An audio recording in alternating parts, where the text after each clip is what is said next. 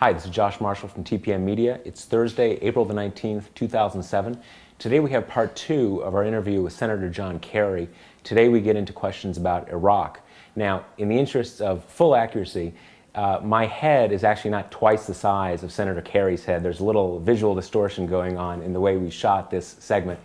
As you'll see later on, Senator Kerry, of course, is a tall, stately figure, so disregard the visual distortions and listen to our conversation with Senator Kerry about Iraq. What's the Democrats' endgame on Iraq with this confrontation with the president over the funding bill?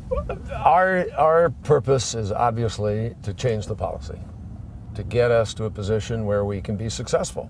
We don't believe the current policy can be successful. In fact, we think it creates more terrorists, puts our troops at greater risk, worsens our position in the Middle East, and we want to change that. We'll keep the pressure on. He's the president. The executive has enormous power to be able to just plow ahead and administer the way they want. But our job is to create accountability, and that's what we're fighting to do. So if he vetoes this bill, though, what comes next? I think we'll come back and try to create a series of benchmarks and a series of measurements that are very specific about what ought to happen, and put that to him and see if he'll change the policy to meet the benchmarks. So where do you see that standoff ending? I mean, it seems like he's going to... I mean, the president's down at 30% in a way. He doesn't have much... I think that, well, the president's going to have to decide what's, really best for America.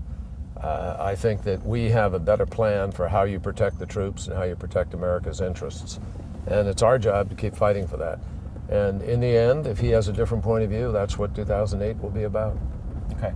Do you think, John McCain is the 2008 presidential candidate who's been most hawkish, stubborn, whatever adjective you want to put.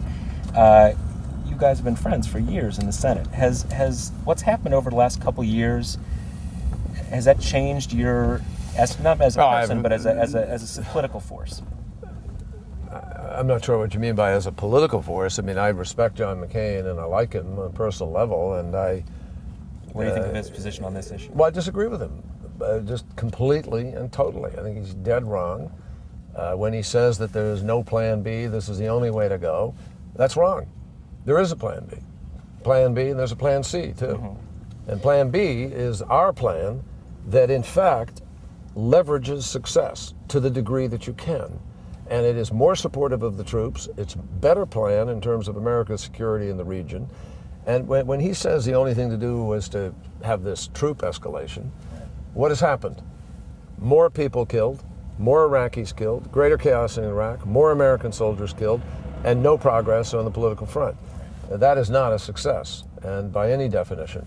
And I believe that the only way to resolve this is what the generals have said. There's no military solution. If there's no military solution, then why, John McCain would say, well, the only way to get to the political solution is to increase security. Well, you can't. It's a chicken and egg, chasing in a circle. Right. You can't change the security if the fundamentals of the Civil War keep getting worse. The president keeps saying that the Democrats are substituting their judgment for the judgment of the generals on the ground. No, we're substituting our judgment for the judgment of an administration that has proven itself to be wrong every step of the way. And the president has no case to make about his judgment in this war because it's been wrong and has consistently dug us a deeper hole.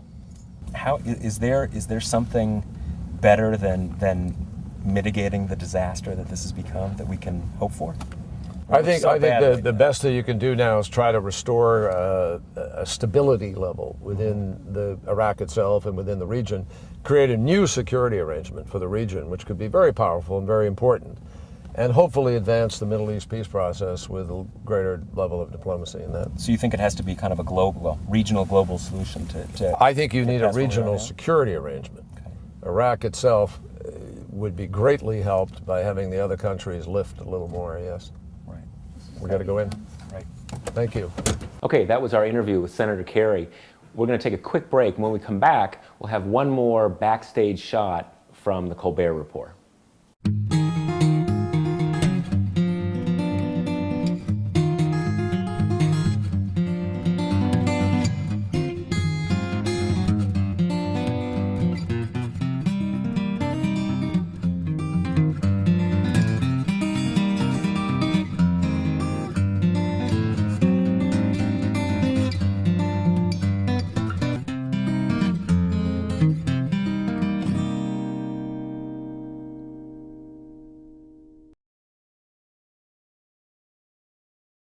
Okay, we're back. A lot of you remember last year, Stephen Colbert was the comedian at the White House Correspondents Association dinner. It made a big splash, a lot of controversy. It turns out Senator Kerry was a big fan of that performance. I was at the White House deal.